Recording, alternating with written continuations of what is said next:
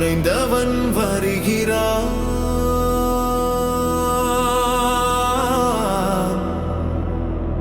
வர்மத்தின் வாரிசு இதோ எழுகிறான்.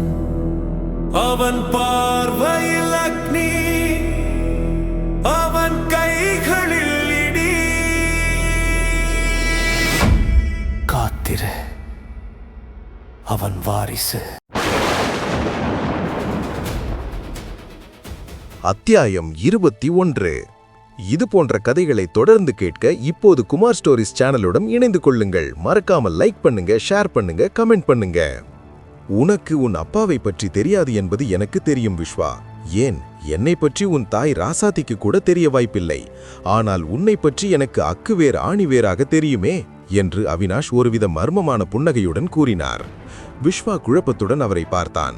அவனது ஐயத்தை போக்க அவினாஷ் மீண்டும் பேசத் தொடங்கினார். விஸ்வா, நான் இப்போது ஒரு ரகசியத்தை சொல்லப் போகிறேன். அது உனக்கும் உன் தாய்க்கும் மட்டுமே தெரிந்த ரகசியம். அதை சொன்ன பிறகு நான் யார் என்று உனக்கே புரியும் என்றார். விஸ்வா ஆர்வத்துடன், சரி சொல்லுங்கள், அது என்ன ரகசியம் என்று கேட்டான். உன் கழுத்தில் சூரிய வடிவில் ஒரு டாலர், அதாவது பதக்கம் இருக்கிறதல்லவா என்று அவினாஷ் நேரடியாக கேட்க, விஸ்வா ஒரு நிமிடம் அதிர்ச்சியில் உறைந்து போனான். பதற்றத்துடன் தன் சட்டையையும் நெஞ்சையும் கையால் அழுத்தி பிடித்துக் கொண்டான். ஆமாம், அது உங்களுக்கு எப்படி தெரியும்? இதை யாரிடமும் காட்டக்கூடாது என்று என் அம்மா என்னிடம் சத்தியம் வாங்கினாரே என்று விஸ்வா வியப்புடன் கேட்டான். அவினாஷ் கனிவாக சிரித்துக்கொண்டே, அது எனக்கு தெரியும் விஸ்வா. அப்படியென்றால் உன் அப்பாவை எனக்கு தெரியும் என்பது நீ நம்புகிறாய்தானே என்றார். விஸ்வா மெதுவாக தன் தலையை நிமிர்த்தி, அப்படியானால் என் அப்பாவை உங்களுக்கு நிஜமாகவே தெரியுமா என்று ஏக்கத்துடன் கேட்டான். அதற்கு அவினாஷ் மிகவும் உறுதியான குரலில், நிச்சயமாக தெரியும் விஸ்வா. உன் அப்பாவை எனக்கு தெரியும் என்பது மட்டுமல்ல, இன்னும் ஒரு உண்மையை சொல்கிறேன் கேள். உன் அப்பா இறக்கவில்லை, அவர் இப்போதும் உயிரோடுதான் இருக்கிறார் என்று அந்த பேரிடியை சொன்னார். விஸ்வாவிற்கு தன் காதுகளையே நம்ப முடியவில்லை. அப்பா, அப்பா உயிரோடு இருக்கிறாரா? அவர் எங்கே இருக்கிறார்?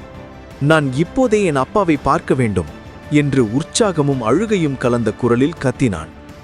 ஆனால் அவினாஷ் அவனது வேகத்தை தடுத்து, உன் தந்தை இப்போது ஒரு முக்கியமான வேலையாக வெளியில் இருக்கிறார். அதனால் அவரால் இப்போது உன்னை தேடி இங்கே வர முடியாது.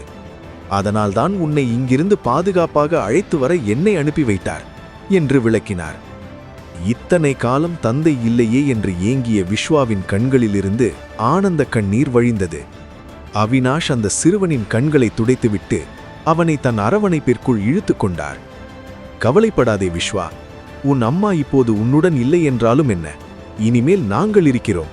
நீ ஒருபோதும் அனாதை இல்லை என்று அவினாஷ் உருக்கமாக கூறி விஸ்வாவின் கையை தன் கரம் கொண்டு இறுகப் பற்றினார். அப்போது அங்கே வந்த ஒரு காவலர், தம்பி, இந்த நபர் யாருன்னு உனக்கு தெரியுமா? இவரை முன்பே பார்த்திருக்கிறாயா என்று சந்தேகத்துடன் வினவினார்.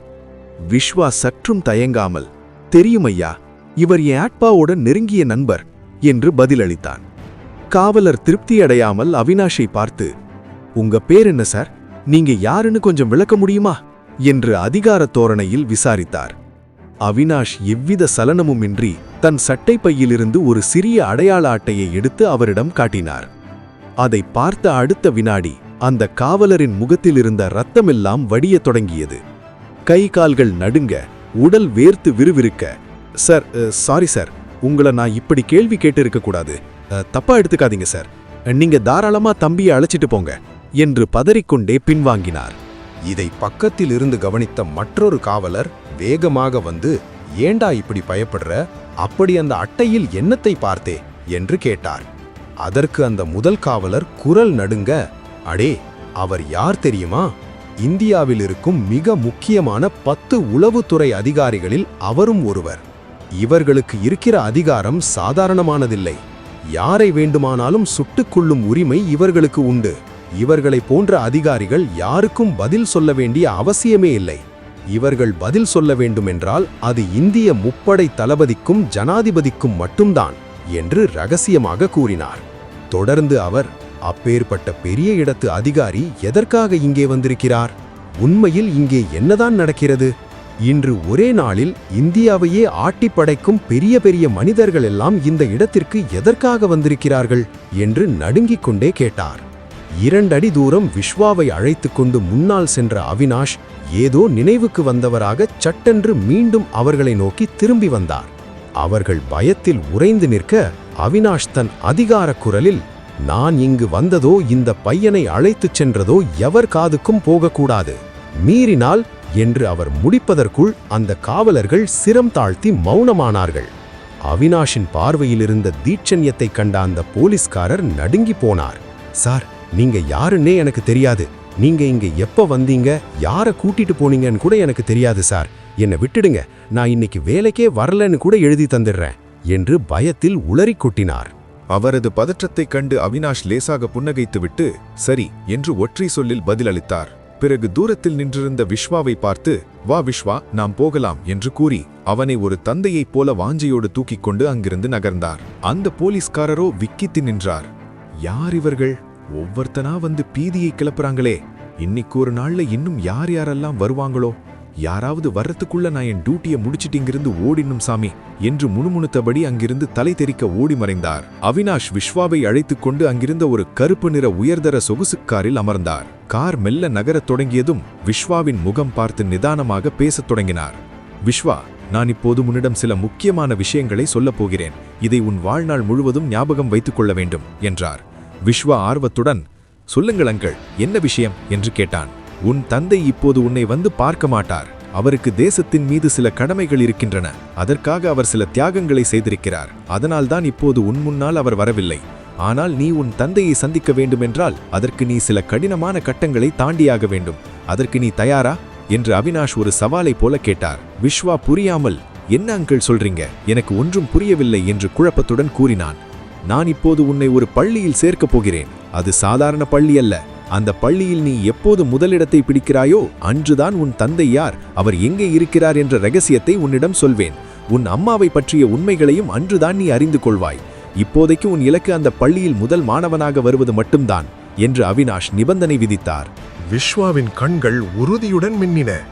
அவ்வளவுதானே அங்கிள், நான் இப்போதே என் பள்ளியில் முதல் ரேங்க் வாங்கி கொண்டுதான் இருக்கிறேன். நீங்கள் தாராளமாக அந்த பள்ளியில் என்னை சேர்க்கலாம். உங்கள் நிபந்தனைப்படி நான் கண்டிப்பாக முதலிடம் பிடித்து காட்டுவேன். என் அப்பாவை பார்க்க எதை வேண்டுமானாலும் செய்வேன் என்று அந்த சிறுவன் வீராவேசமாக கூறினான். அவனது தன்னம்பிக்கையைக் கண்டு அவினாஷின் மனதில் ஒரு நிம்மதி பிறந்தது. ஆனால் தான் சேர்க்கப் போகும் அந்த பள்ளி எவ்வளவு சவாலானது என்பது விஸ்வாவிற்கு அப்போது தெரிந்திருக்கவில்லை. நான் அந்த பள்ளியில் முதலிடம் பிடித்தவுடனே நீங்கள் என்னிடம் அப்பாவை பற்றிய எல்லா உண்மைகளையும் சொல்லியாக வேண்டும் அங்கிள் என்று விஸ்வா மிகவும் உறுதியான குரலில் தன் நிபந்தனையை முன்வைத்தான். அவனது அந்த மழலை கலந்த வீரத்தை கேட்ட அவினாஷ் வாய்விட்டு பலமாக சிரித்தார். அது அவ்வளவு எளிதான காரியமில்லை விஸ்வா. நீ நினைக்கிற மாதிரி அது சாதாரண பள்ளி கிடையாது. ஆனால் ஒன்று மட்டும் உறுதி, நீ அந்த இடத்தில் முதலிடம் பிடித்துவிட்டால் உன் தேடலுக்கான அனைத்து பதில்களும் தானாகவே உனக்கு புரிய தொடங்கும். அதுவரை உன் தந்தை யார் என்பது பற்றியோ என்னை பற்றியோ எக்காரணத்தை கொண்டும் யாரிடமும் மூச்சு விடக்கூடாது என்று எச்சரித்தார். விஸ்வாவிற்குள் ஒரு சந்தேகம் எழுந்தது. ஏன் அங்கிள், உங்களை பற்றி சொன்னால் என்ன? நீங்கள் என் அப்பாவின் நண்பர் என்று சொல்வதில் என்ன ரகசியம் இருக்கிறது என்று குழப்பத்துடன் கேட்டான். அதற்கு அவினாஷ் தன் பார்வையை சாலையின் பக்கம் திருப்பிக் கொண்டு, இல்லை விஸ்வா, இதை பற்றி இப்போதே உன்னிடம் சொன்னால் உனக்கு புரியாது. காலமும் சூழலும் வரும்போது நானே எல்லாவற்றையும் விளக்குகிறேன். இப்போதைக்கு நான் சொல்வதை கேள். நீ யாரிடமும் உன்னை பற்றியோ உன் குடும்ப பின்னணியை பற்றியோ எந்த தகவலையும் கூறக்கூடாது. உன் உண்மையான அடையாளத்தை மறைத்துக் கொள்வதுதான் உனக்கும் உன் லட்சியத்திற்கும் நல்லது என்று மிகவும் அழுத்தமாக கூறினார். அவரது பேச்சில் இருந்த தீவிரத்தை பார்த்த விஸ்வா இதற்கு மேல் கேள்வி கேட்க வேண்டாம் என்று முடிவெடுத்தான். ஆனால் தன் தந்தையை பார்க்க வேண்டும் என்ற ஆசை அவனுக்குள் கனலாக எரிந்து கொண்டிருந்தது. கார் வேகமாக புதிய இடத்தை நோக்கி சென்று கொண்டிருக்க விஸ்வாவின் மனமோ இனி வரப்போகும் சவால்களை பற்றி சிந்திக்கத் தொடங்கியது. தொடரும்.